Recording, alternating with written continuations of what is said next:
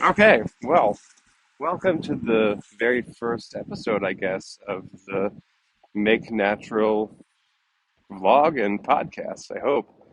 Um, my name is Mike. I consider myself a conscious capitalist. I'm calling you from my walk to my office in Warsaw, Poland, and I manufacture products for a living. Um, so I own a little factory. Um, some may call it a workshop, some may call it a factory. I don't know where the line starts, but I've decided to start this channel because I've realized that a lot of my clients all have the same problem. Um, None of them know how to talk to me. None of them know the nomenclature for manufacturing, and frankly, I spend a lot of time trying to kind of help them along, right? So it's one thing to bring a concept to me, and it's another thing for us to take them through the whole process of actually making it. And so, like my goal, whenever I manufacture something, is that the product will definitely succeed.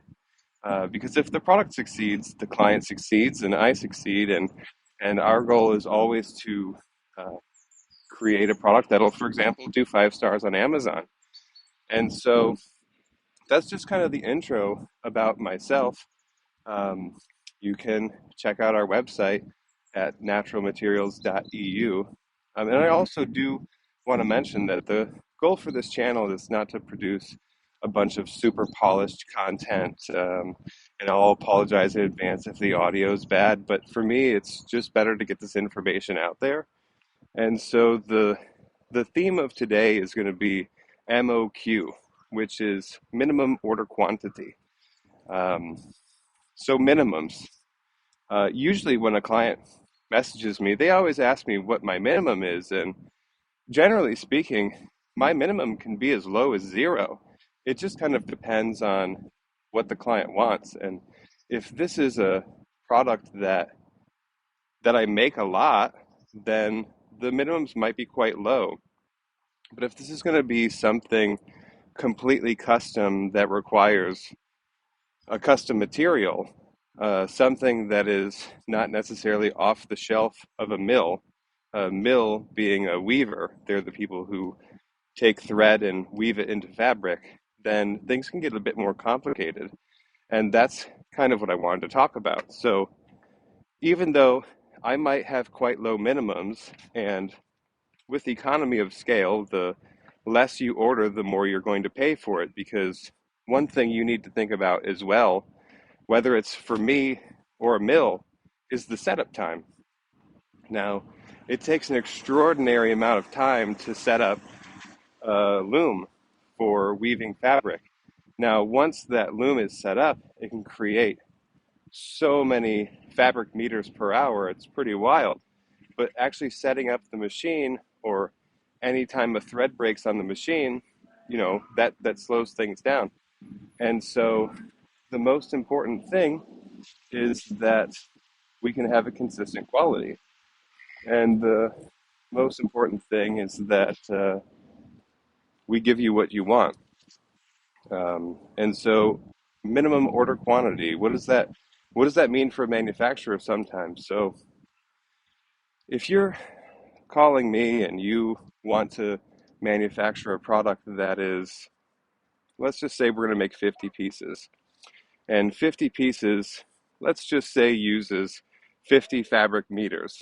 And a fabric meter is 1 meter times the width of the loom. So let's just say the loom is 55 centimeters or 145, I don't know, 55 inches. There we go. I'll try to do both. 55 inches or 145 centimeters or so. Now you have the edge of the fabric, which is essentially useless, or that could be turned into a seam, because that's where the string changes directions back and forth. And I won't get into the technical language of weft and stuff like that today. There's no sense in using technical language right now. But so that's what you have to look for is the fabric meter. And so when you want to order a custom fabric, generally speaking, a mill won't do a custom fabric or a custom color for anything less than 500 fabric meters because it's just not worth it to them to completely change their production at all to do a smaller quantity. So, for example, right now I have a client who wants to have us produce some fabric for them for making tents, and they're kind of in the prototype phase, and they generally only need 200 meters of fabric to do this project. Now, the issue is that no mill wants to touch it. And even if you only need 200 meters of fabric, you're still going to pay for 500 meters worth of fabric because that's their MOQ. Um, it's very rare to find a mill that will give you a higher like setup fee. Like I've not met too many places that will give you a flat setup fee and then a cost per meter, right? And so, if we're talking about eco-friendly fabrics, like we work a lot with hemp and linen and cotton, for example, can be as low. I mean, we're talking about standard cotton, not organic cotton, but regularly, conventionally grown, probably GMO cotton from India or Turkey, so outside of the European Union. That can be, I don't know, €3 or so per fabric meter. And on the high end, like a very thick, so let's just say 500 to 700 GSM fabric, that can be €25 per fabric meter for some linen, right? Now we're talking about that would be fabric that's used for making furniture, like covering a couch. So it's specially woven to be extremely strong, long lasting. It might be stone washed and treated in many ways to have a good feel right away. And so yeah, that's what's going on. Actually, if you want to see what's really going on, here is one of our local. This is completely off topic, but behind me is a albino. Um, it's an albino peacock and another peacock. So just that Poland life, right? There's a church next door that has a collection of peacocks. For some reason, peacocks are very popular in Poland to keep as pets or something. I don't quite understand it, but a fun distraction. So yeah, so minimum order quantities, that's the topic. And that's usually what I'm limited by. And so if a client calls me and says, "Hey, I just want 50 pieces, but I want to use this custom fabric," my next question to them is, "Well, do you have the fabric?" So if you have the fabric and you can send me the fabric, we can make you pretty much anything you want all day long. Like we have to, make the pattern for it and then we'll make it.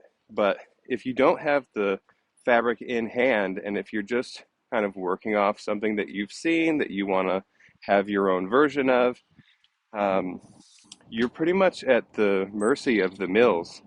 And so mills themselves, um, they're not exactly known for responding to their emails. They're quite busy.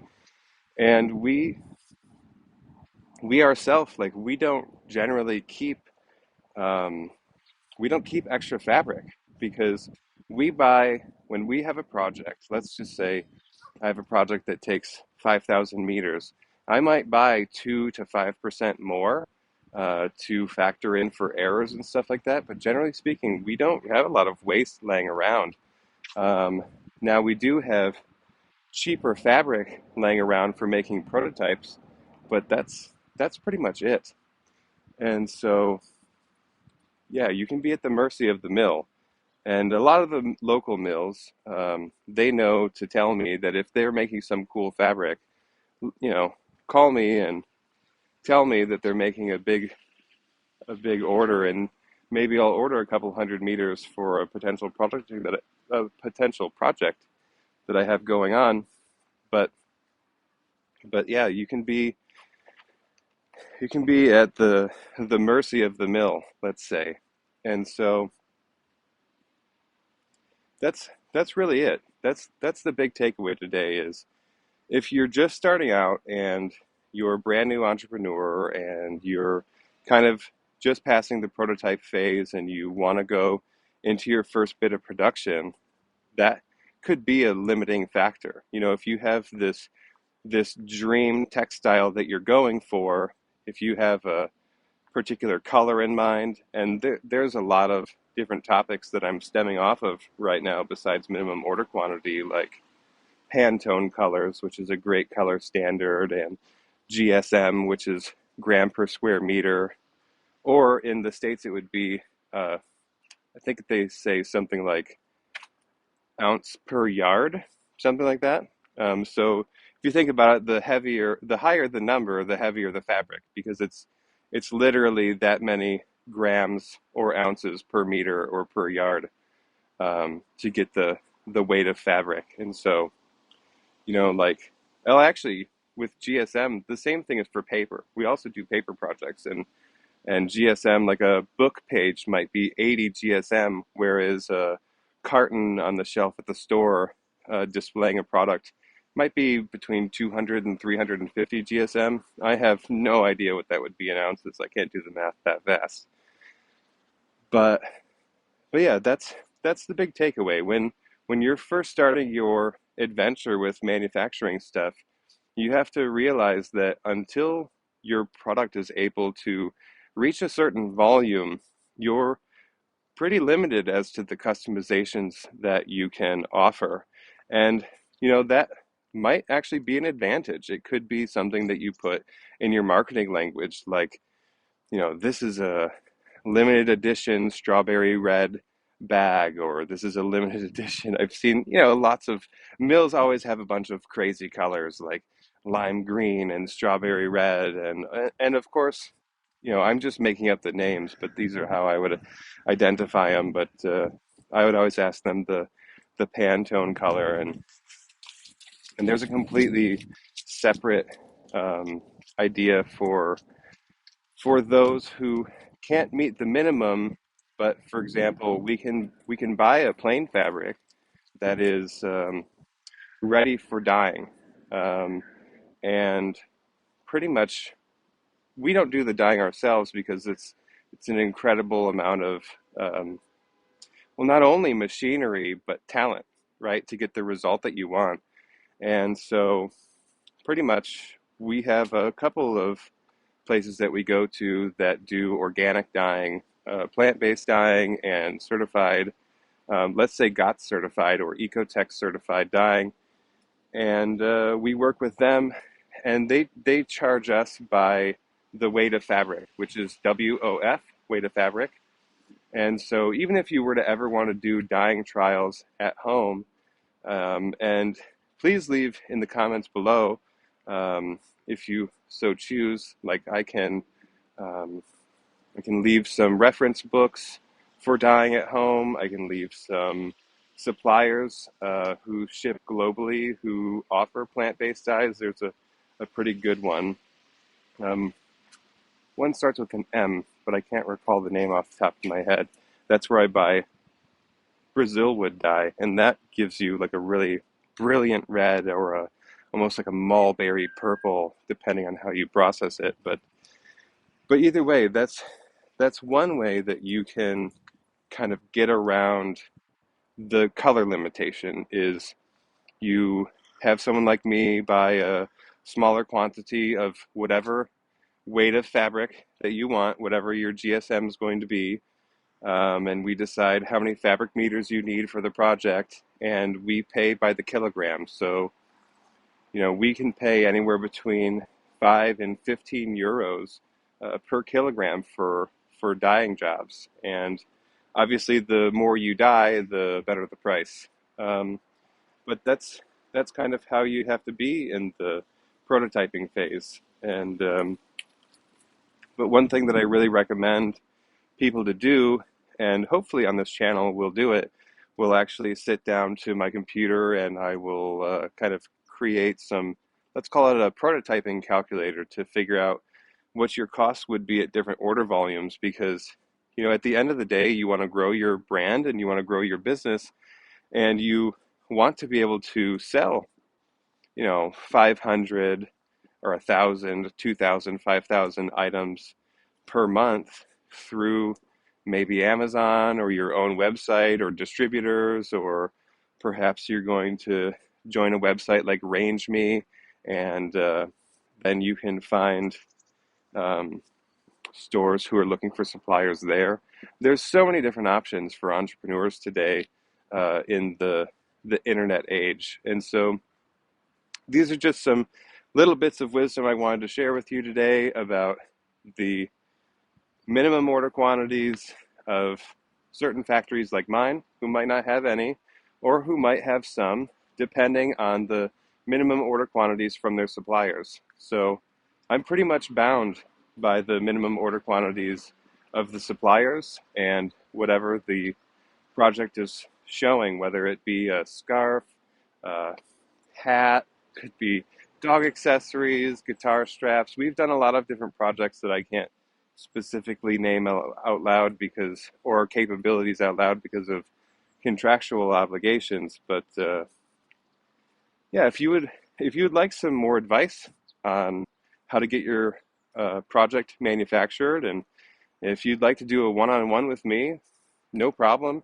You can send me an email. I'll leave my email below, but it's Michael, like the American Michael, at naturalmaterials with an S, .pl. And our main website is naturalmaterials.eu. And I'm going to be creating a website soon called MakeNatural.eu, where I will write a little bit more detail about whatever video I post with some references and stuff. And, really try to help this community of people who want to make something. And, well, I congratulate you for wanting to make something. And hopefully, the bits of wisdom I'm able to share from the manufacturing side will help you. So have a good day. Like this video and subscribe. We're at 0 subscribers because this is the first video.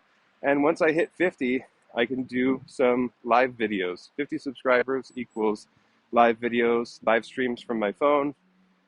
And I would like to do live streams from the computer as well. Let's build a little community of people who need help manufacturing. Um, there are other YouTube channels that I've seen that are pretty great as well, about specifically more or less clothing manufacturing. We have done clothing projects, but we mostly do stuff. We mostly do anything that you could think of that's made out of fabric or rope or yarn or webbing or paper or carton paper that's eco. That's what we try to do. And so every day we're always doing some new exciting project and trying to onboard clients. But like I said in the beginning of the video, the idea for this channel came because I realized that people need help. It can be really overwhelming, when you want to start your project and you've came up with the project, but these are topics I want to talk about in the future, but you haven't thought about barcodes, you haven't thought about how many pieces fit on a pallet, how many boxes do you need on a pallet, how tall can the pallet be, how many units can fit in each box, what are different requirements per country, and these are all things that my company helps like our clients. And so within the cost of producing with us, we help take them through all parts of it, whether it's making fabric tags to get sewn to their product and going through the graphics needed for their packaging, going over the language, which, by the way, there are some really great resources like Upwork.com and Fiverr.com. Fiverr is with 2 R's, so 5RR.com. There's a lot of really interesting people there producing things, copywriters and marketers, graphic designers, etc. You can get some really cool stuff made. And yeah, that's a whole nother topic for another day, the problems with graphic design and product making. So I'll stop here because this is just supposed to be for minimum order quantity. But thanks for joining me on this educational journey in manufacturing. Have a good one.